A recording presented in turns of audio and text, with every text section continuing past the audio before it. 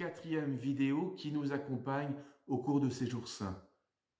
Nous avons pu vivre ensemble l'office des rameaux, puis la messe chrismale et enfin hier, la dernière scène du Christ.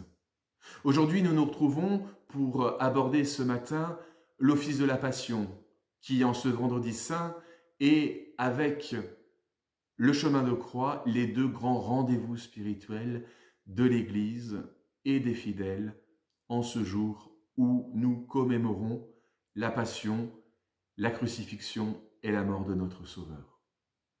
Cet office de la Passion a lieu le vendredi soir. Nous nous trouverons à 18 h sur la chaîne YouTube du diocèse pour vivre cet office avec notre évêque, Monseigneur Santaine. L'office de la Passion nous provient de Terre Sainte et plus précisément de Jérusalem. Il a été restauré en cette forme de fin de journée par le pape Pie XII.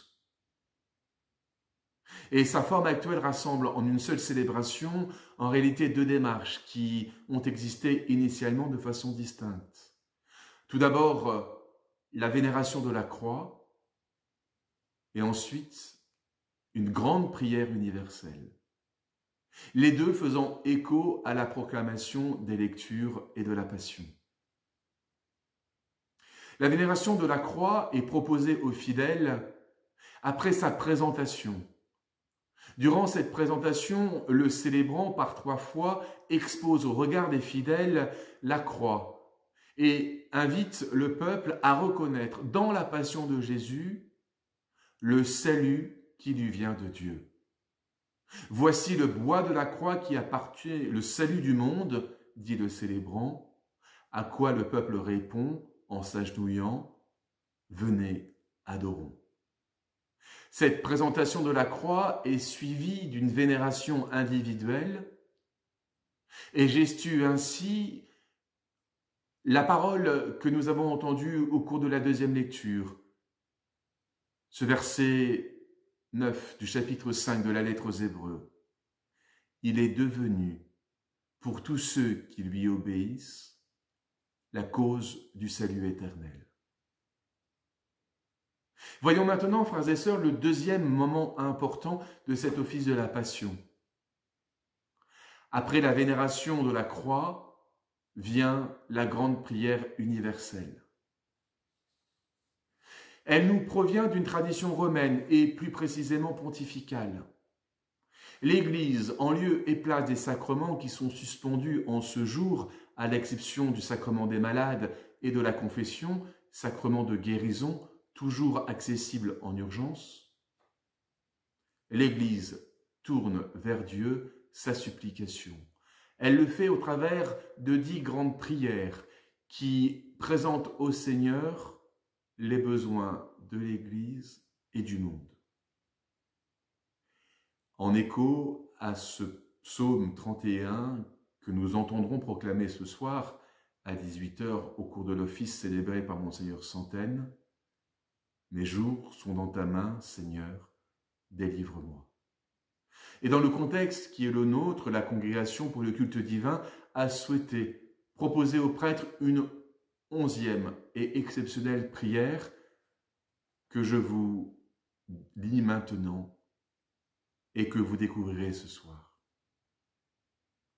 Dieu éternel et tout-puissant, refuge offert en tout danger, tourne avec bonté ton regard vers nous, qui avec foi te supplions dans la tribulation. Concède le repos éternel aux défunts, la consolation à ceux qui pleurent, la santé aux malades, la paix à ceux qui meurent, la force aux opérateurs sanitaires, l'esprit de sagesse aux gouvernants, et le courage de s'approcher de tous avec amour pour glorifier ensemble ton saint nom. Voilà, frères et sœurs, la 11e prière universelle qui nous rassemblera ce soir dans une même supplication pour le Seigneur. Le vendredi saint est un jour de deuil et de pénitence. C'est un jour de jeûne pour les fidèles et d'abstinence. Et je vous invite à honorer ce jour par un simple repas quotidien en faisant abstinence de viande. Les édifices de nos églises sont dépouillés. Le Saint-Sacrement quitte la réserve eucharistique, la lampe du sanctuaire est éteinte, les bénitiers sont vides, les statues, dans la mesure du possible, sont couvertes. Seule la parole de Dieu est offerte au fidèle qui vient prier.